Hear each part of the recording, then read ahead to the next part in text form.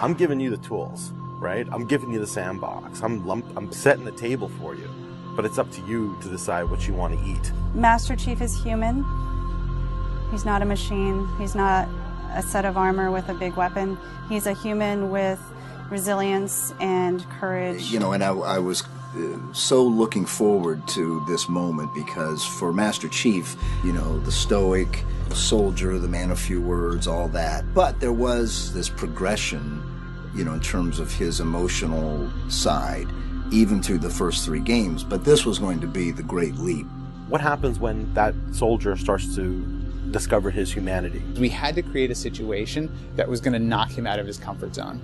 The Master Chief has settled into this comfort zone of being the hero. You know, it's interesting. Early on, we talked about the hero's journey, and like, how do you have a hero's journey when he's already a hero? What are the sacrifices that you need to make in order to preserve something as precious as humanity? The journey is the important part. The growth is the important part.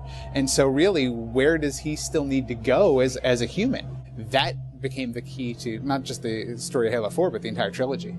We're really examining what sort of burdens a Guardian carries. In a lot of ways, the story that we're telling with Halo 4 is about putting Chief in circumstances where he's forced to change. He's forced to take stock of himself. In a way, Chief is a Guardian. Cortana is Chief's Guardian. The Forerunners were the Guardians of their own universe, and they might have to make a decision that not everyone is going to agree with and that some people might condemn.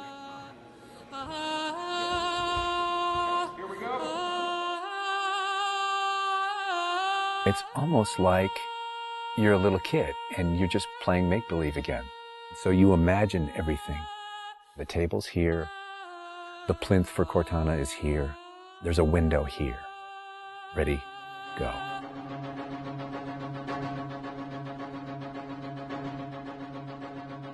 How can we immerse the player even more in this world that we've built around them? I'm not doing this for mankind. How can we have Chief have to deal with his own humanity? Everything had to be predicated by what the character needs were and what direction the characters needed to go in. The art direction specifically for Halo 4 isn't about creating an emotional tone for Halo 4, it's about creating an emotional tone for every single moment and experience that the player needs to understand. Similar to what we said is that, you know, we build what we need to see. We can't look too far this way, it starts to fall apart. But back in here, things are looking good. Film is like, I'm going to create something, and it's going to be awesome, and I'm going to polish it, and I'm going to own it, but I'm going to share it with you, which is very different than game storytelling, which is I'm going to give you all the tools, I'm going to give you all the possibilities, and it's up to you to discover it. Answering questions and answering the directions that the narrative had already taken defined the path forward for us as we started to tell the story. We're always telling these huge, big stories. We've got Infinity, it's the biggest ship that has ever been launched. We've got Requiem, which is like the biggest Forerunner artifact we've ever found. But in the middle of all of that, we've got this very small personal story between Master Chief and Cortana. You tell a story with every detail that you put into a game. Immersion is really what allows somebody to believe your universe and also to become emotionally caught up in your universe. Ready to get back to work? I thought you'd never ask. How do we make sure the sights and the sounds and the things that they're feeling as a player inhabiting that suit really comes through more clearly? And you know, technology has allowed us to do that with much higher fidelity than back in the CE days. Okay, so those are definitely bigger ones. Yeah, those start to get. Just because we've got more people. Let's roll video. Yeah. So this will be just video and audio only, no face, no mocap. In that case, you won't mind if we return the favor. As we design these things, we put together the best plan. Until it actually touches an actor, it lacks humanity. Having the ability to work with the actors on stage, capturing their face, body, and voice at the same time, really gives us an opportunity to create an immersive experience for the actors. Working at Giant, we could have at least 8 actors in the same volume at the same time. So the objects that they're acting around and the people that they're acting with, against, through, and toward are there in the scene with them, and it makes a huge difference. We sent out a breakdown for the characters and how we wanted them to feel. We ended up getting 80 or 90 submissions back through our casting team. Casting for the Master Chief is tough. You need a performer that has a really raw physicality to him, and yet he has to, within the confines of this suit, be able to relate and relay emotion. I like to express myself. I freely do it. I wholly do it. I enjoy it. And so pulling back on all of those instincts is what's required to play him. Imagine that translating to a 3D model with huge armor and making sure the personality of Chief's movement comes through that armor was really critical. And that really came down to Bruce's acting, his physical stature, and really his physicality as he went through all of the performance. You'll never see his face or hear his voice, but all of the other actors that are playing off of him have received so much from him in their performances, and I think that they would all agree with that.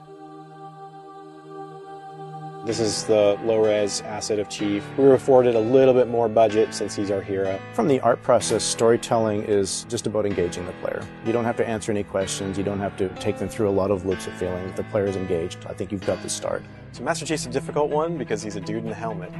There's such particularly in science fiction, such a fantastic history of people being completely realized as people without having their face as a tool.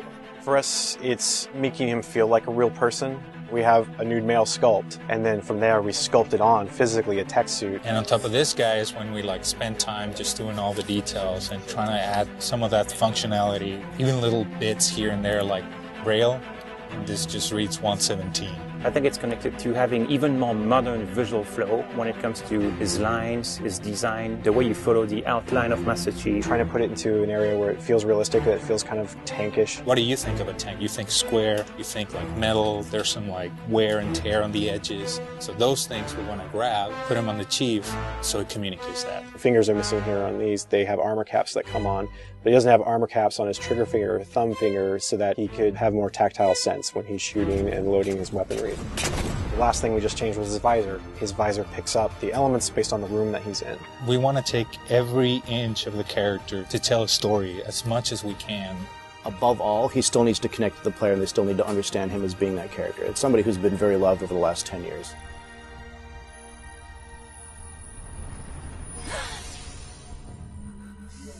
The irony here, right, is that we have a character who's not human at all in Cortana. I was put into service 8 years ago. She is the most human character that we have in the story. Right? She's struggling with her own mortality. AIs deteriorate after 7, Chief. That's something that everybody struggles with. That's the most, human it gets. If we can just get back to Earth and find Halsey, she can fix this. Everyone has to figure out what it means to die. She's strong, she's convicted. She herself is going through a really difficult time in understanding the things that are happening to her. We were looking for somebody who really could bring just fire and stuff that's required for some of those sequences. We needed to make sure we found someone that had some innocence to her, but also could be very strong at the same time. If you imagine that you could have 20 emotions at one time, she has that. I will not allow you to leave this planet! She's really the heart of the game and the heart of Master Chief, and explains what's going on and why it's a problem. I didn't mean to.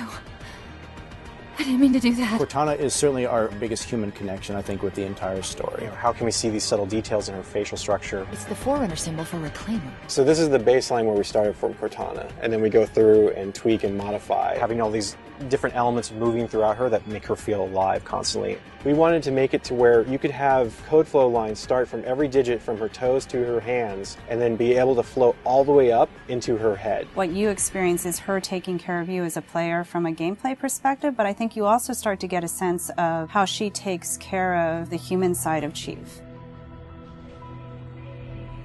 Wake me when you need me. They spotted us. Bringing Jen and Steve in and having them layer their voices over the character performances in the cinematics, that just brought the whole experience together. You look at just the number of lines that the Chief has had over the course of the franchise, and it's not a lot. How much firepower would you need?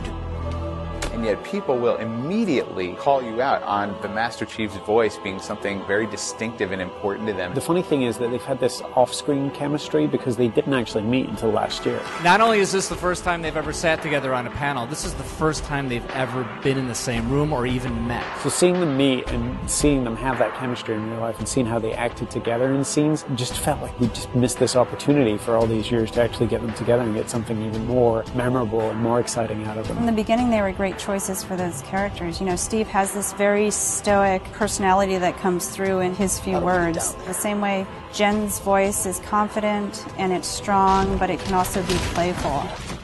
You do know you don't have to wait until the last minute just to impress me, right? In many ways, Halo 4 is the first act.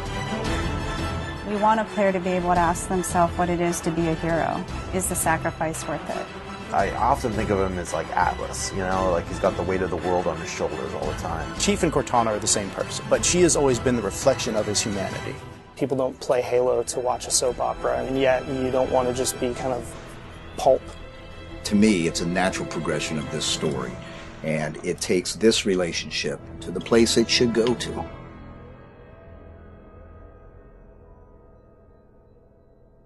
Don't make a girl a promise you can't keep.